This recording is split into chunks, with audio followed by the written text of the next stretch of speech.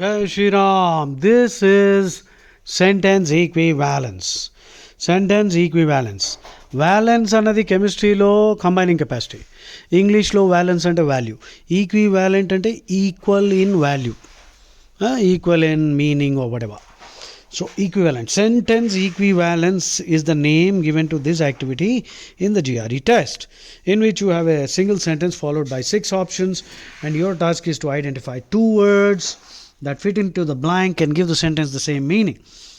Yes, as a rule, the 2 words should be synonyms, but sometimes you will find that the difficulty increases when the 2 words don't look like synonyms, but others don't fit, and perhaps these words have an implied meaning, which then makes sense.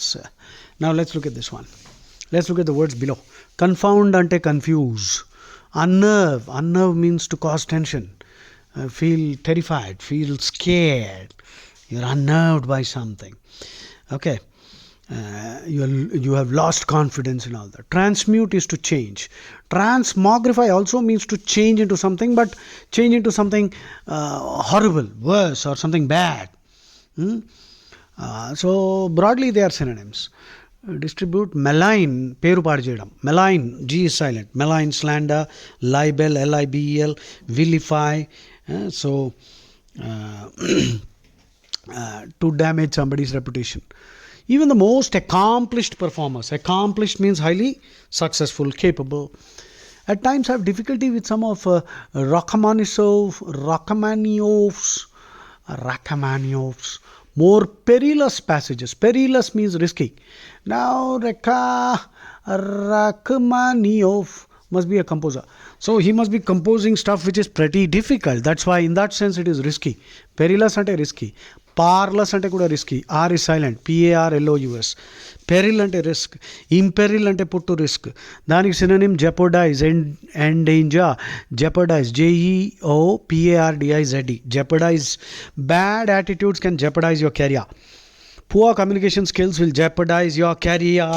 That means damage, cause, exposed to risk and danger. So now let's see what's happening here. Okay. With some of Rachmaninoff's more perilous passages, the composer seems often to have written his music with the deliberate intent to dash. Okay, కావాలని ఇలా చేస్తున్నాడు అనమాట. అంటే so అది perform చేయడానికి కష్టం అనమాట. Perform చేయడం ఆ మ్యూజిక్, ఆ నోటేషను, అది రాగము ఏదో చాలా కష్టం అనమాట. సో చాలా కష్టము, బాగా అకాంప్లిష్ సింగర్స్ కూడా కష్టమే అని అనడం. ఎలా అంటాం? ఏ 2 వర్డ్స్ పెడితే వస్తుందా meaning? So your answer has to be two confound and unnerve. Okay, next one. So confuse, unnerve, though they are not exact synonyms. ఇక్కడ they are the only things that make sense. Okay, let's go to the next one. Fad అంటే temporary fashion. Temporary fashion ఎక్కువ కాలం ఉండదన్నమాట. Hair స్టైళ్ళు, బట్టలు, చినిగిపోయిన ప్యాంట్లు, ఇవన్నీ fads. Fads అంటే passing fashion. ఫ్యాడిష్ అంటే ట్రెండాయిడ్ అంటారు వాళ్ళని. ఎటువంటి వాళ్ళని? TRENDOID. ట్రెండాయిడ్స్ మీన్స్ ఫ్యాషన్ విక్టిమ్స్ అనమాట. ఏదో కొత్త యాక్ట్రెస్ లేక సినిమా యాక్ట్రెస్ ఏదో కొత్తది వేసుకోగానే ఇంక అందరూ అవే వేసుకోవాలి, అదే హెయిర్ స్టైలు. అది బట్టలు చింపుకుంటే వీడు బట్టలు చింపుకోవాలి, ప్యాంట్లు చింపుకోవాలి, అన్నీ చింపేసుకుని తిరగాలి. సో వీటిని ఫ్యాడ్స్ అంటారు. FAD. ఫ్యాడ్ అంటే పాసింగ్ ఫ్యాషన్. అడ్జెక్టివ్ ఏంటి? Faddish. FADDISH. Young people are very faddish. Solecism. Solecism అంటే ungrammatical usage, faulty grammar, or it can also mean blunder.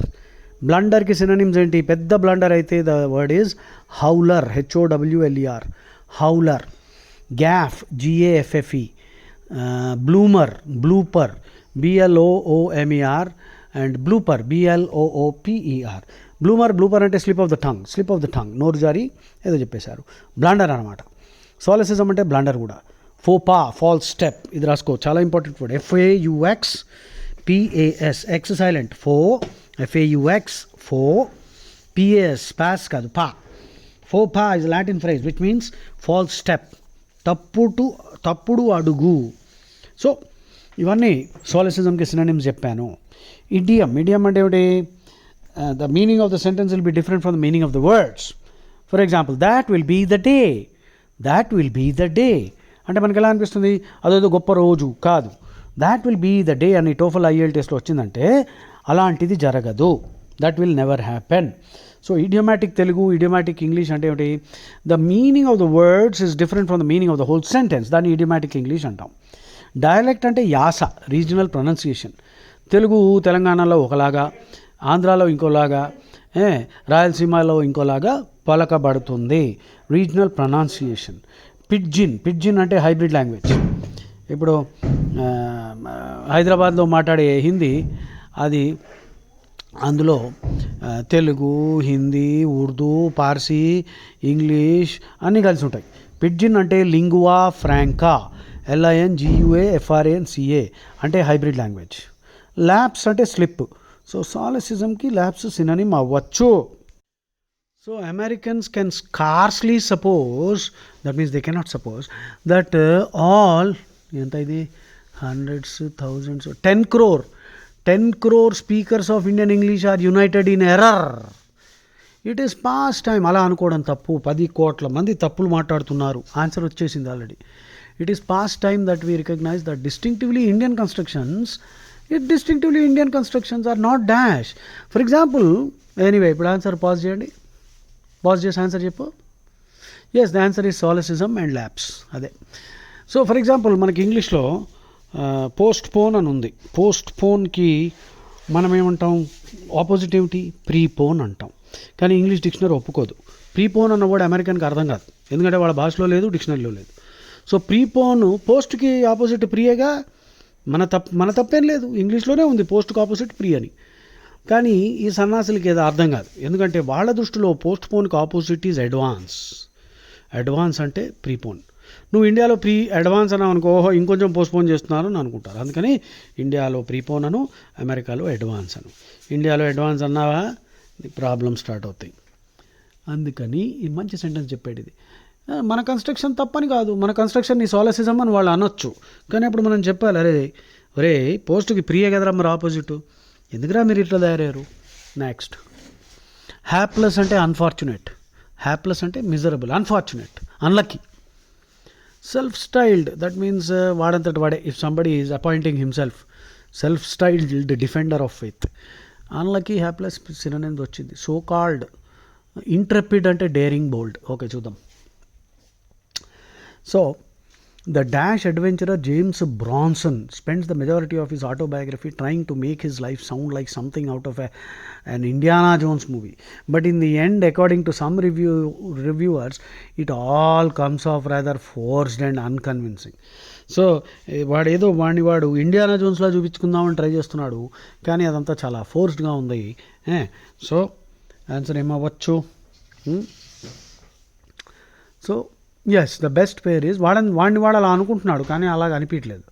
Self styled and so called. So వాడేం పెద్ద adventurer కాదు. So that's the answer. జై Shriram. Keep working, keep listening.